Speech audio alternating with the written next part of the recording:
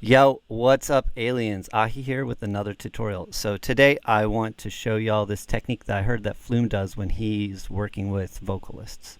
So I first heard about this technique on the Mr. Bill podcast, which if you haven't heard of the Mr. Bill podcast, he's an amazing artist that's collaborated with artists like deadmau5, and he just talks with other artists. Yeah, it's like a podcast. And I'm going to be on the Mr. Bill podcast this next week, so definitely go subscribe to his YouTube channel if you haven't already to hear our conversation. So the gist of this Flume technique, I don't think that Flume actually invented the technique, but it's just who I heard about doing it first.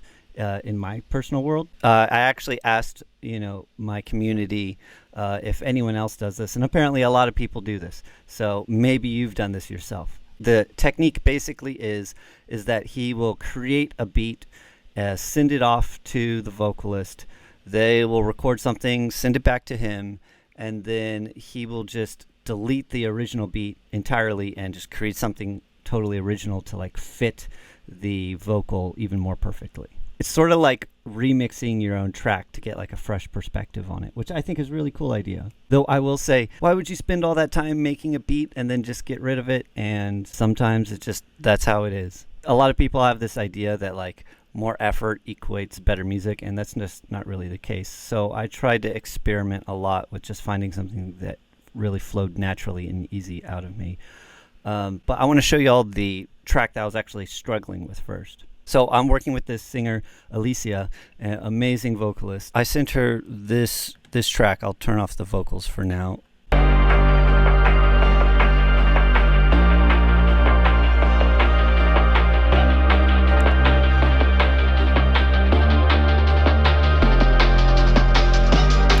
And that's the chord progression, basically. And it builds up into like more. So here it is with the lead vocals on it.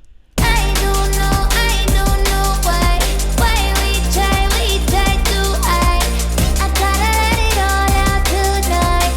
I gotta let you inside. So here it's got this grand piano in the background. That's sort of the core chord structure. Which that's a G minor, B flat major, C minor, and then D minor, F major, and then it repeats. And it essentially repeats like that throughout the verse and the pre-chorus. So it's just this like repeating section of that. And I want to note that it's a pretty long progression in terms of time. So it goes 1, 2, 3, 4, 5, 6, 7, 8. 1, 2, 3, 4, 5, 6, 7, 8. 1, 2, 3, 4, 5, 6, 7, 8. 1, 2, 3, 4. 1, 2, 3, 4. It actually takes a pretty long time to go through that whole progression. I was like, oh, this is pretty cool. I like it. And then I want to show y'all the drop and the build. So there's this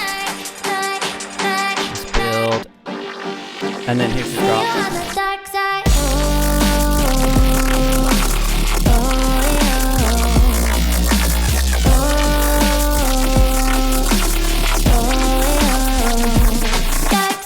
And like I was like, oh, that's cool, especially before it had the vocals in there. I was like, that's pretty cool. But then just like with the vocals in there, that was like a lead melody I'd suggested. And it sounded good in my head. But then when I heard her sing it, it just wasn't hitting the same. And just like I didn't follow through with fully processing this song. So it sounds like the vocals sound pretty dry. But it's like I like the hook. I like the bass, but just all of it just doesn't really flow together to me. And so I was really struggling with this thing. Really the main theme of this song is this one hook here before the drop. So see you on the dark side. And so dark side is like the theme of this track. So here in this version of the song, I actually tried to rewrite the drop. And it's got this really cool vocal melody in it. Like this fake drop, and then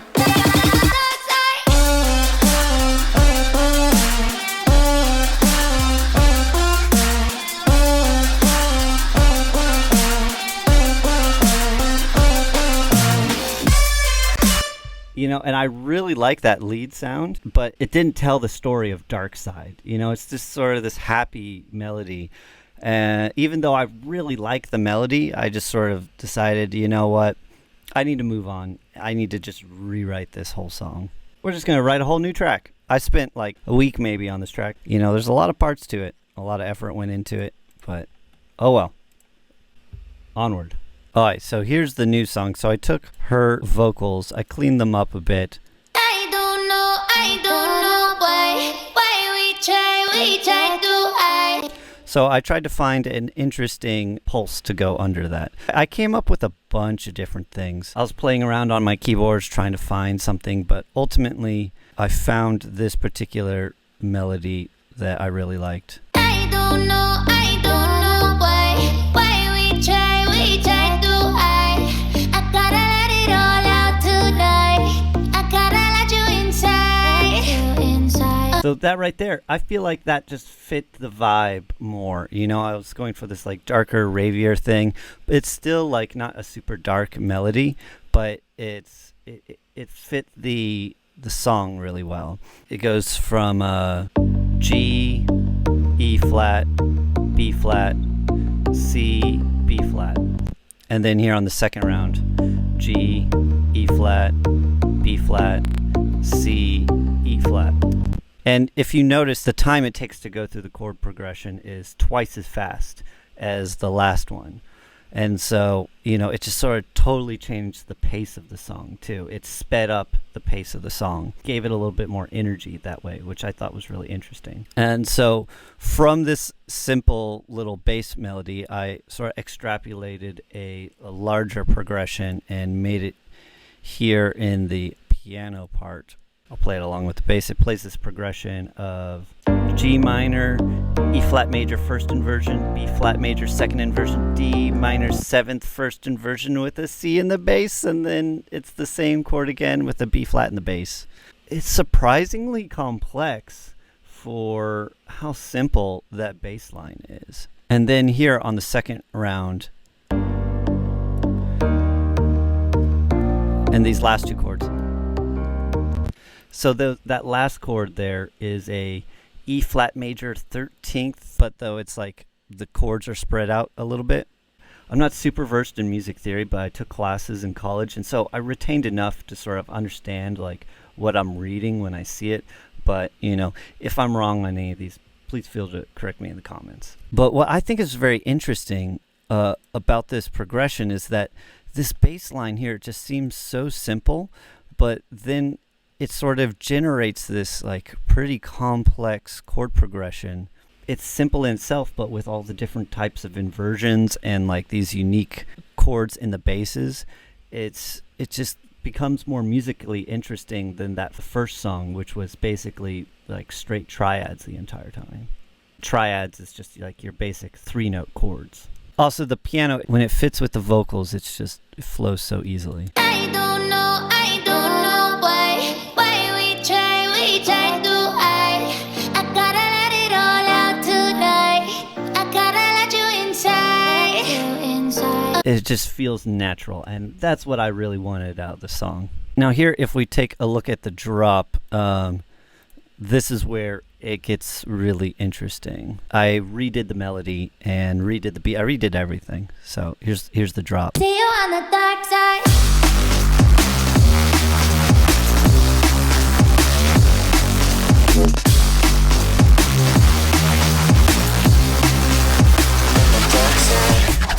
Yeah, you know, it's got that nasty like super saw vibe in there, sort of Reese bass. What's interesting about this progression is that it's essentially a G, C, E flat, B flat, C, but then it goes to a G flat at the very end of the progression there, which is out of key with the rest of the song, and so it creates this super dissonant vibe.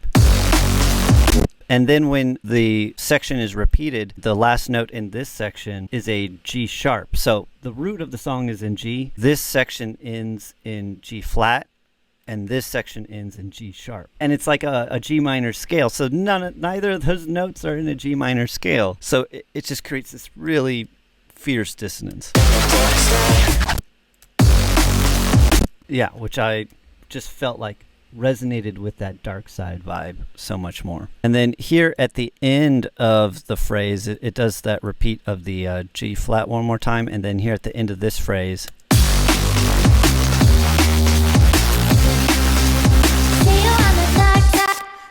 it ends on that D, which is like the fifth of the G, and so it's just this really nice resolution where it'll resolve from the D back to this G in this next section.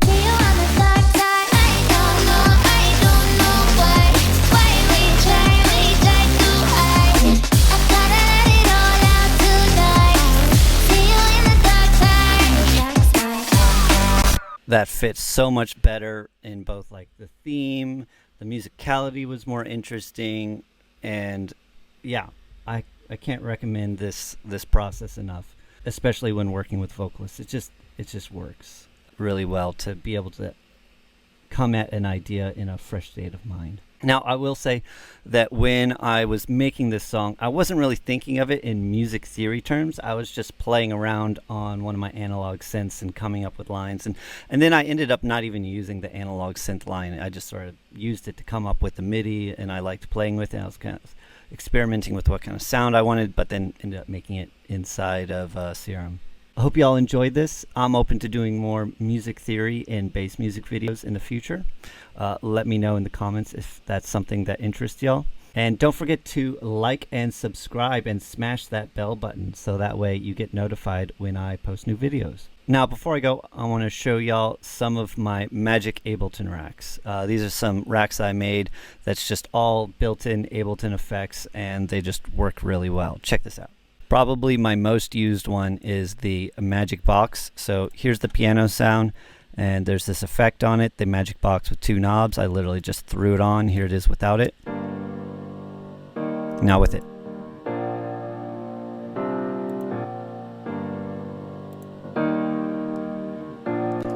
It's like a bunch of different types of compression, and it's all layered to one knob, and just, yeah, super simple to use and super effective. Another rack is AHEE's Robot Maker. So I've got this vocal here, and I wanted to give it a little bit more metallic robotic feel, so just toss this on. Super simple. I literally just threw that on. I didn't even adjust anything. You can adjust the robot time, sort of adjust the amount of delay. But yeah, that one's super fun. Also, here in the bass section, I've got this little wub. I added AHEE's Fat Magic Rack. Here it is with it. It just adds that body and grit to the sound, which I really liked. And literally, I think I threw it on and I dialed it back a little bit. Then another one I'm starting to use all the time is this Radio Vox. Here I'm using it on the drums as sort of like this outro goodbye kind of vibe.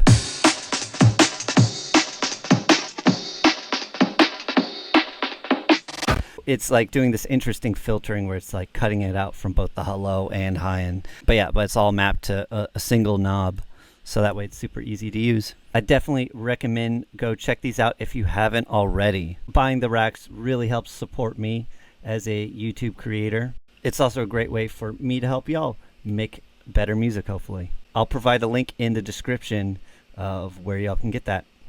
All right, aliens, hope you enjoyed this. Peace. See you on the dark side.